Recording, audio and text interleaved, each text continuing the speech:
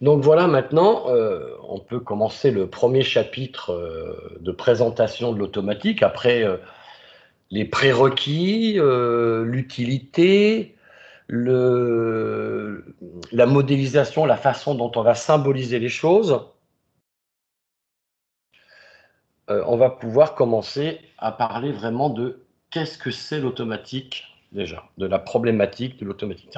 Quand je dis problématique, c'est-à-dire à quoi ça sert, pourquoi fait-on de l'automatique, quel est le problème qui peut se poser, qui va nécessiter d'utiliser de l'automatique.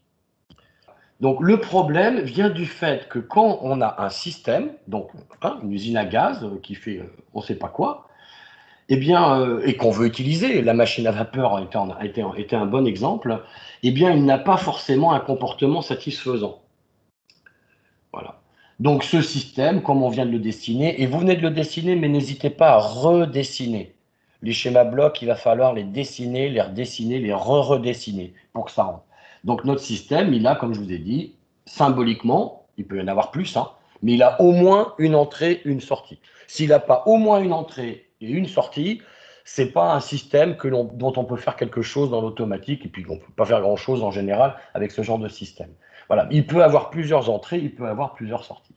L'entrée d'un système, c'est ce qu'on appelle la commande du système. C'est le premier vocabulaire. La commande, ça sera toujours l'entrée du système que l'on veut gérer. Voilà, on a un système qu'on veut gérer, qu'on veut utiliser. Il a une entrée, l'entrée c'est la commande, voilà, et il a une sortie. Alors qu'est-ce que ça veut dire un comportement qui n'est pas satisfaisant? C'est que bien que la commande, l'entrée, est imposée par l'utilisateur c'est vous, la sortie n'est pas connue avec certitude. On ne maîtrise pas parfaitement la valeur de la sortie lorsque l'on impose une commande. Vous allez me dire comment que c'est possible? Eh bien, vous allez voir avec plein d'exemples qu'il y a plein de cas où c'est comme ça que ça se passe. Et c'est même dès que le système devient un petit peu complexe, qu'il doit faire des choses un petit peu sophistiquées, c'est ce qui va se passer. On n'est jamais sûr de ce qu'il va y avoir en sortie, alors que pourtant, on pilote le système via sa commande. On lui dit, ouais, on met un truc bien précis, bien calé, bien constant, et puis là, ben, on n'est pas sûr de ce qui va se passer. Alors, un premier exemple. On parlait de la machine à vapeur, mais on le reprendra à d'autres exemples. Il y a un exemple qui est vraiment assez parlant, je pense, même si vous n'êtes pas tous automobilistes et que vous n'avez pas encore tous le permis. Ben, le système, on peut très bien dire qu'une voiture que l'on conduit, c'est un système. Parce que c'est un truc un peu compliqué, c'est étoffé. Et que ce système, on peut s'intéresser sur ce système que l'on conduit comme sortie à quoi, par exemple? Qu'est-ce qui viendrait à l'idée? La sortie d'une... Hein? La Oui, bien sûr. vitesse. La vitesse. Une voiture, c'est fait pour se déplacer. Donc, son paramètre, voilà, forcément, la vitesse de la voiture peut être considérée comme une sortie du système. Et l'entrée, la commande, c'est l'utilisateur. Un système, on ne le fait pas marcher pour le plaisir. Il y a toujours quelqu'un qui en a besoin. Donc, l'utilisateur ici, c'est qui? D'automobiliste.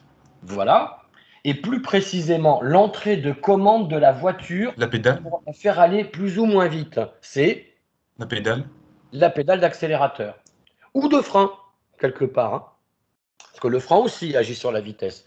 Bon, on va dire l'accélérateur, voilà. D'accord? C'est ce qui est à disposition de l'utilisateur pour imposer quelque chose en entrée du système voiture pour la faire aller plus ou moins vite. OK? Maintenant, ton accélérateur, eh bien, si tu décides de l'enfoncer de 2 cm et que, en toutes circonstances, tu l'enfonces de 2 cm, et tu garantis que la vitesse sera toujours la même? Non, pas vraiment.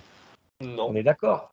Donc voilà un bon exemple d'un système qui peut avoir une sortie qui n'est pas maîtrisée correctement, qu'on ne connaît pas de manière certaine, alors que l'entrée, on l'impose bien comme il faut. Vous voyez? Pourquoi la sortie, la vitesse d'une voiture, elle peut être différente alors qu'on accélère toujours de la même manière? C'est une pente. À Voilà, l'embrayage. parce qu'il y a plein d'éléments extérieurs qui peuvent influencer Bah, voilà, il y a une côte, il y a du vent dans le dos, de face, il y a l'usure. Alors tu me parlais d'une panne, mais l'usure, par contre, peut intervenir, tu vois. Il fait chaud, il fait moins chaud, le moteur, il réagit pas de la même manière, il est sensible aux variations atmosphériques. Il était neuf, putain, il marchait bien, il a vieilli, il marche moins bien. Tu as eu de l'essence de mauvaise qualité un coup. Vous voyez le nombre de choses qui peuvent intervenir. Alors,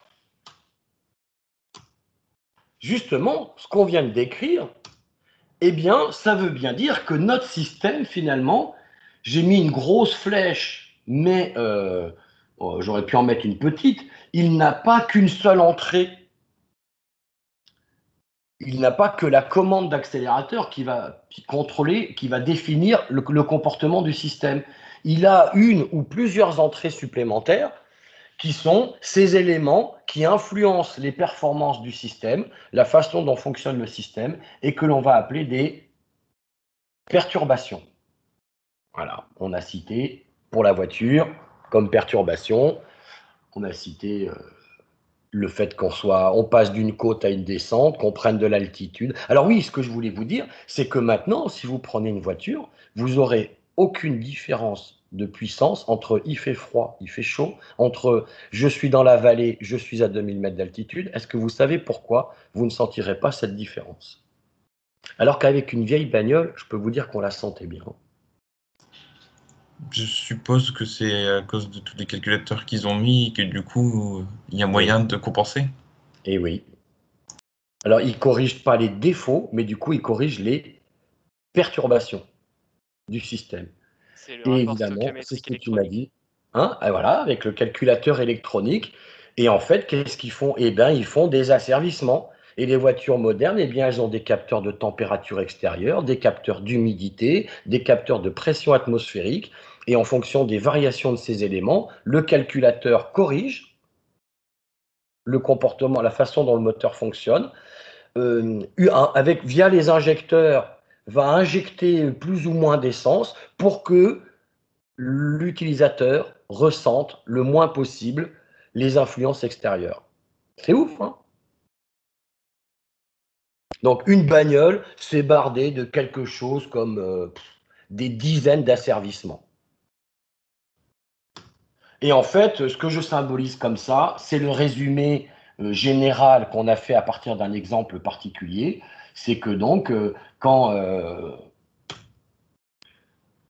le système va subir des perturbations extérieures, voilà, comme on a dit, et que ça signifie qu'elle va modifier, elle va influencer le comportement de la sortie, elle va modifier la valeur de la sortie, alors que la commande, elle, est toujours la même. Je passe à la suite. Ah bah oui,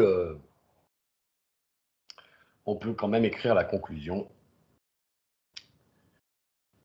En fait, l'automatique, c'est beaucoup de logique, enfin, de manière de penser. C'est d'abord et avant tout une façon de penser. D'abord et avant tout une façon de penser. Et après, ça va devenir une modélisation mathématique. Et après, ça va devenir une espèce d'algorithmie de mise au point. D'accord? Mais tout ça, toujours avec vraiment un esprit très particulier. C'est pour ça que je prends du temps, que je vais lentement. Ce premier chapitre est fondamental, en fait. Comme souvent, l'étudiant, il aborde le travail d'une matière et qu'est-ce qu'il fait? Il va chercher la formule qu'il faut apprendre en se disant ouais, j'ai la formule, donc je pourrais toujours gratter des points. Vous voyez ou pas, hein? Il va direct au TD en disant ah bon, bah alors j'ai réussi à faire 2 questions sur 5, donc ça va, ça pourrait être pire. Vous voyez? Alors que le fondamental, c'est le premier chapitre. Je peux avancer? C'est bon? On termine ce petit cours par quand même la réflexion sur mais alors, qu'est-ce qu'on va faire quand on a un truc comme ça qui est perturbé? On dit il est perturbé, qu'il reçoit une perturbation. Est-ce qu'on peut faire quelque chose? Bien sûr, donc il existe une solution.